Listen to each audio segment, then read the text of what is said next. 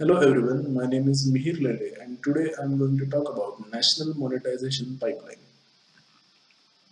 On August 23rd, Finance Minister Nirmala Sitharaman announced the National Monetization Pipeline in order to raise 6 lakh crore rupees during next 4 financial years till FY25.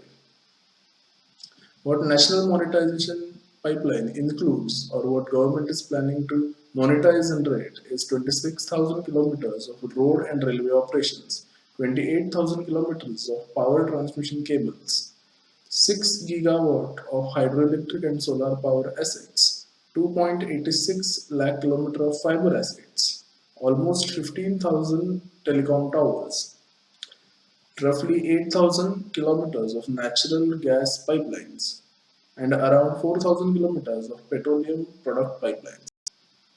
Other than this, government is planning to monetize certain airports, railway stations, coal mines, and certain warehouses as well. Monetization is a lot of times confused with disinvestment, which has been a very unpopular term in the past. Let us try to understand what is the key difference between disinvestment and monetization. A disinvestment is a strategic dissolution of ownership in a publicly held enterprise in order to meet the fiscal deficit. In case of disinvestment, government completely sells their stake, thereby losing the ownership of the company. There have been a couple of good examples of disinvestment as well. For example, let us consider BSES, which is Bombay State Electricity Supply. This British era public sector undertaking was formed back in 1929.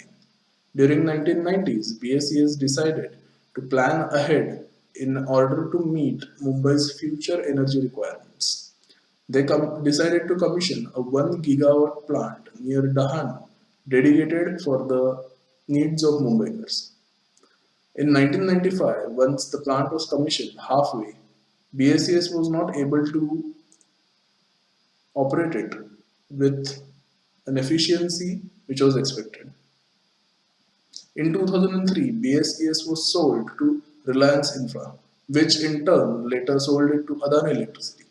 The same power plant, the same resources, the same engineers which were working for BSES not so efficiently are still working in a very efficient manner under private management of Reliance and Adani. Today, Adani is almost supplying 30% of Mumbai's power share. Another good example of disinvestment would be IPCL, Indian Petrochemical Corporation Limited. This PSU, formed way back in 1969, was sold to Reliance Industries in 2003. It has been profitable since ever. These two examples highlight that although disinvestment means losing the ownership of the government in these PSU companies, it still serves the purpose of government to raise its capital in order to meet fiscal deficit. In addition to that, the private players who are operating these companies today have created jobs and brought in more and more capital in order to expand these facilities. Monetization does not involve losing ownership. Then how does it exactly work? Monetization can work in one of the two ways. One is under a long-term contractual lease under a private-public partnership in the form of upfront payment or a revenue sharing agreement in which government will hand over its facilities to a private player so that they can operate it, and in exchange the private player will either give the government an upfront payment or they will reach a revenue sharing agreement, or it can be.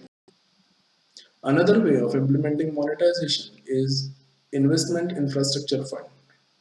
This has been a relatively new investment instrument in Indian markets. But if you take an example of Power Grid InvIT, basically how it works is that shareholders come together and raise capital in order for companies like Power Grid to complete their or fund their infrastructure projects.